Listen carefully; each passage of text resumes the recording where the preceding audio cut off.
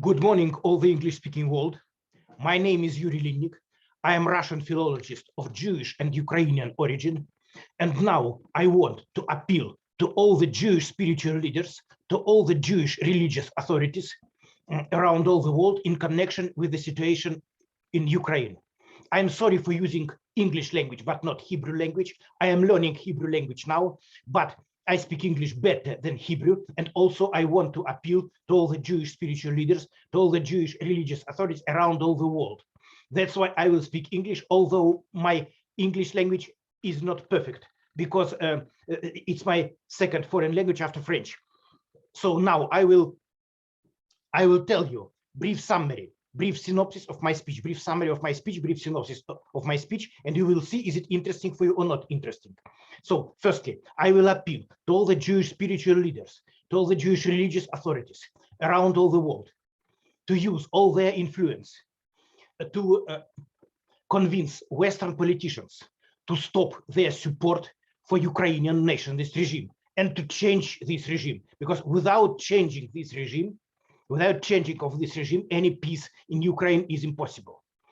And because this regime of nationalist fanatics who illegally came to power in Kiev 8 years ago, this regime is very similar to the regime of religious fanatics who illegally came to power in Gaza about 15 years ago.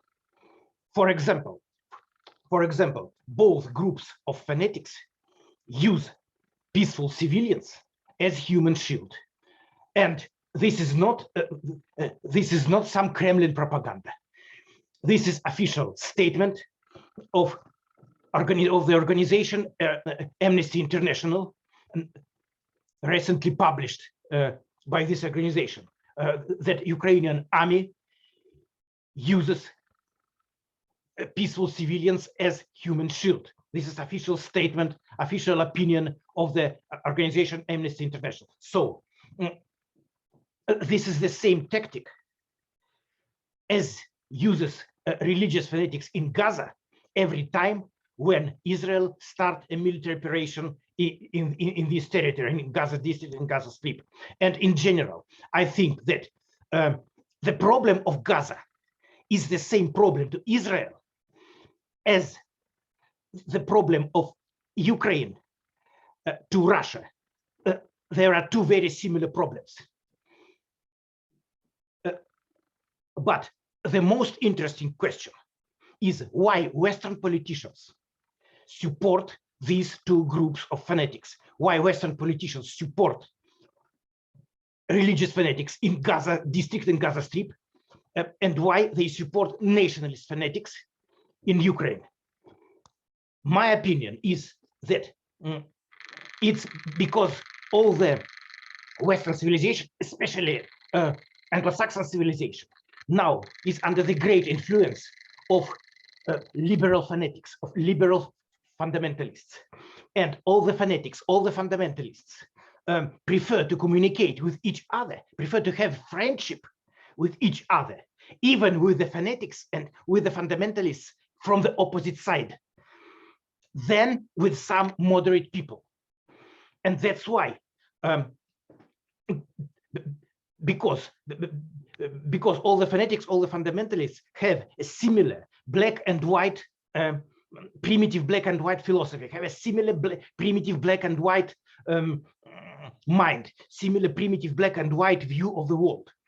And that's why all the fanatics, all the fundamentalists prefer to communicate, prefer to have friendship with another fanatics and fundamentalists than with some moderate people. That's why liberal fanatics, Western liberal fanatics, support religious fanatics in Gaza against moderate conservative Israel.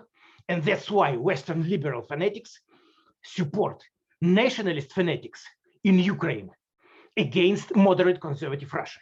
And after that, I will explain what I mean by liberal fanaticism, by liberal fundamentalism.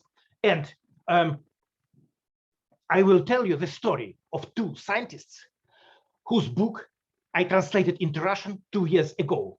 Kenneth Zucker and Susan Bradley. This is the book This is their book. And when I translated this book into Russian language, I was shocked by the fate of these two authors, of these two scientists, Kenneth Zucker and Susan Bradley, who became the victims of the modern Western liberal fanaticism, or modern Western liberal fundamentalism. I will tell you their story. And after that, at the end of my speech, I will appeal once again, I once again will appeal to all the Jewish spiritual leaders, to all the Jewish religious authorities, to use all their influence to convince Western politicians to diminish their liberal fanaticism, to diminish their liberal fundamentalism, because sometimes it seems to me that some Western politicians are ready to start a nuclear war to promote their liberal ideas. And I appeal to all the Jewish spiritual leaders, to all the Jewish religious authorities, because I think that Jewish spiritual leaders, Jewish religious authorities are the examples of moderate conservatism. So it was the brief summary, it was brief synopsis of my speech. Now I begin my speech itself. So I appeal to all the Jewish spiritual leaders, to all the Jewish religious authorities around all the world. Please use all your influence to convince Western politicians to stop their support for Ukrainian nationalist regime and to change this regime. It's necessary to change this nationalist regime, this regime of nationalist fanatics, because without changing of this regime, any peace in Ukraine is impossible, because this regime of nationalist fanatics is very similar to the regime of religious fanatics in Gaza. And in general, the situation in Gaza is very similar to the situation in Ukraine. The problem of Gaza is the same problem to Israel as the problem of Ukraine is the problem of to Russia. There are two very similar problems. Let's compare these two situations. About 15 years ago, a group of religious fanatics illegally came to power in Gaza district, in Gaza Strip. They killed many peaceful civilians in Israel, and every time when Israel started its military operation in this territory, in Gaza Strip, in Gaza district, every time this group of religious fanatics used peaceful civilians as human shield. In Ukraine, we can observe a very similar situation. About 8 years ago, a group of nationalist fanatics illegally came to power in Kiev, but the population of Eastern Ukraine and South Ukraine rejected this new revolutionary power, this new power of nationalist fanatics. And after that, this group of nationalist fanatics began to started mass repressions, mass persecutions in South Ukraine, and started the war against Eastern Ukraine. And now, when Russia started its military operation against this regime of nationalist fanatics, they began to use peaceful Ukrainian civilians as human shield.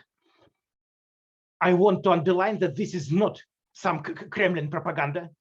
This is official statement, this is official opinion of international organization, Amnesty International, that Ukrainian army uses the peaceful civilians, peaceful Ukrainian civilians as human shield. This is official opinion of the organization Amnesty International. So there are two similar situations. The situation in Gaza, the situation in Ukraine. There are two very similar groups of fanatics, religious fanatics in Gaza and nationalist fanatics in Ukraine. Both groups illegally came to power in these territories. And I want to underline that in this situation, it doesn't matter the ethnic origin of the president of Ukraine, of Mr. Zelensky. If Mr. Zelensky is really a man of Jewish origin, he is a traitor of Jewish people because he worships pagan idols together with neo-Nazi military units, and because he supports the heroization of such historical persons as Stepan Bandera, the friend of Heinrich Himmler and the ally of Adolf Hitler. So if Mr. Zelensky is really a man of Jewish origin, he is a traitor of Jewish people. At the times of ancient Israel, at the times of the Bible, such traitors were punished according to the law of Moses because they worshipped the pagan idols. I want to underline that Mr. Zelensky tried to change his regime during the several months after his election. He sincerely tried to change, he sincerely tried to transform his regime, to transform Kyiv's regime, to make Kyiv's regime less nationalist, to make Kyiv's regime more moderate. Mr. Zelensky tried to do this during several months after his election, but after that, under the pressure of the Western powers, under the pressure of Ukrainian nationalists, Mr. Zelensky stopped to do this, and instead of transforming his regime, Mr. Zelensky transformed himself into Ukrainian nationalist, and he became the traitor of Jewish people. This is my opinion. So,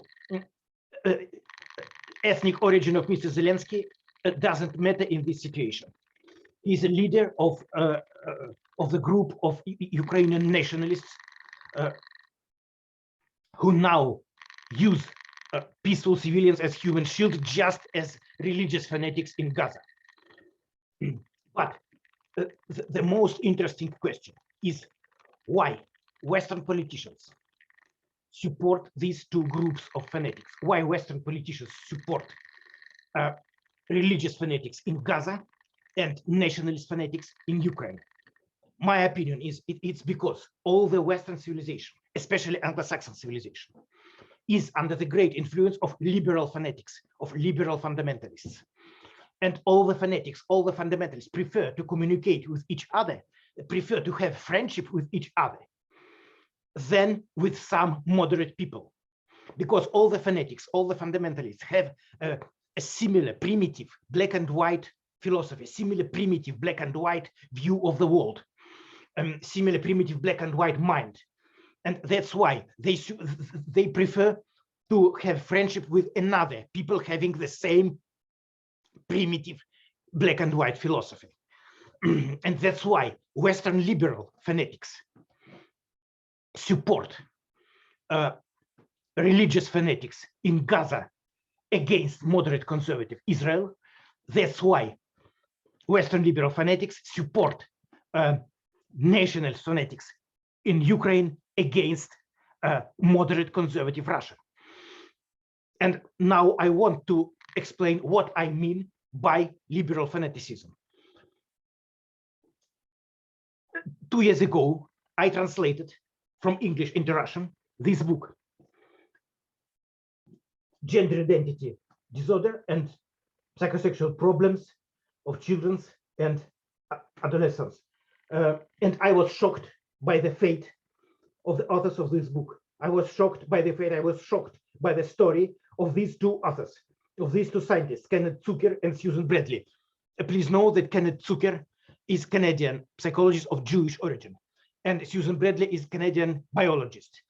And both these scientists became the victims of the modern Western liberal fanaticism, the modern Western liberal fundamentalism.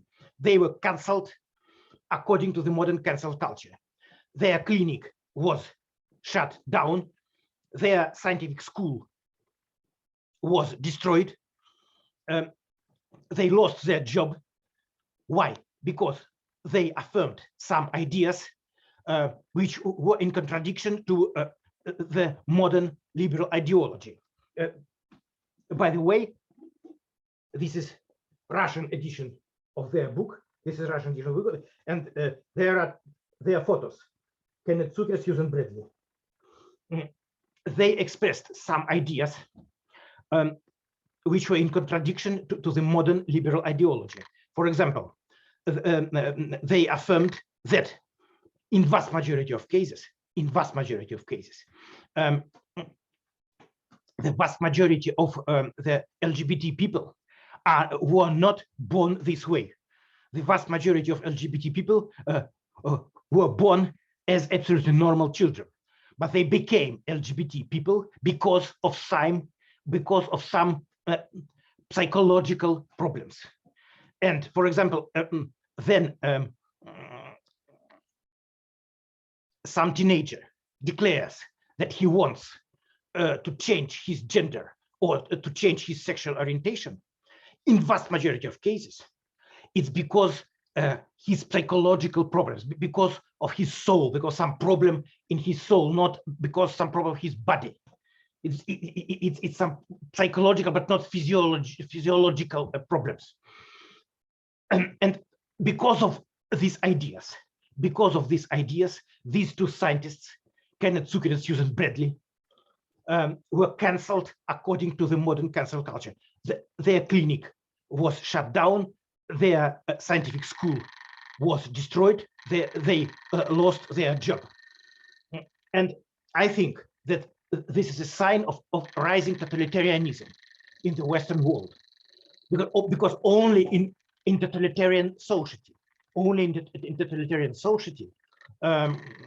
we can observe such pressure on the science by the dominating ideology. Only in totalitarian society, the dominating ideology dictates to the scientists what ideas they must declare, what ideas they must affirm, what ideas they must develop. We can observe this only in totalitarian society. And all the moderate people around all the world don't like this rising totalitarianism in the Western world, especially in Anglo-Saxon world, because such stories as the story of these two scientists is not some unique story. This is one of many similar stories. And all the moderate people don't like this rising totalitarianism in the Western world. And that's why all the liberal fanatics hate all the moderate people. And that's why, for example, Western liberal fanatics support religious fanatics in Gaza against moderate conservative Israel. And that's why they support nationalist fanatics in Ukraine against Russia. And once again, I appeal to all the Jewish spiritual leaders, to all the Jewish religious authorities, because I think that all the Jewish spiritual leaders, all the Jewish religious authorities are the examples of moderate conservatism. I appeal to them. Please use all your influence to convince Western politicians to diminish their liberal fanaticism, to diminish their liberal fundamentalism. Because sometimes I think that some Western politicians are ready to start a nuclear war to promote their liberal ideology. Once again, I appeal to all the Jewish spiritual leaders, to all the Jewish religious authorities, please use your influence to stop the escalation of this international conflict. Possibly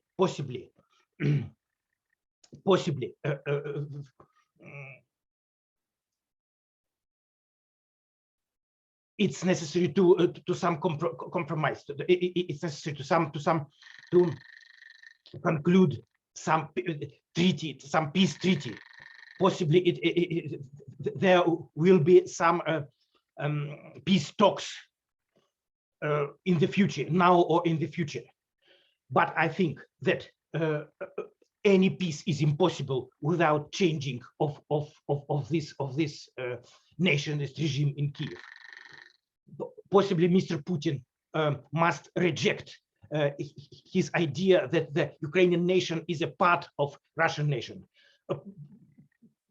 possibly Mr. Putin must recognize that Ukrainian nation is a different nation, different from Russian nation, as well as Portuguese nation is different from Spanish nation, as well as Brazilian nation is different from Argentinian nation. There are very similar nations with very similar languages, Portuguese and Spanish, with one religion, but there are different nations, as well as Ukrainians and Russians, the Ukrainian nation and Russian nation. Possibly we must take it, but Ukrainian state must recognize that Eastern Ukraine and South Ukraine, the population of Eastern Ukraine, the population of South Ukraine is not the part of Ukrainian nation. This is the part of Russian nation. They must recognize this. But I think that any peace talks, any treaty of peace is impossible with this regime. This nationalist Kiev's regime must be changed.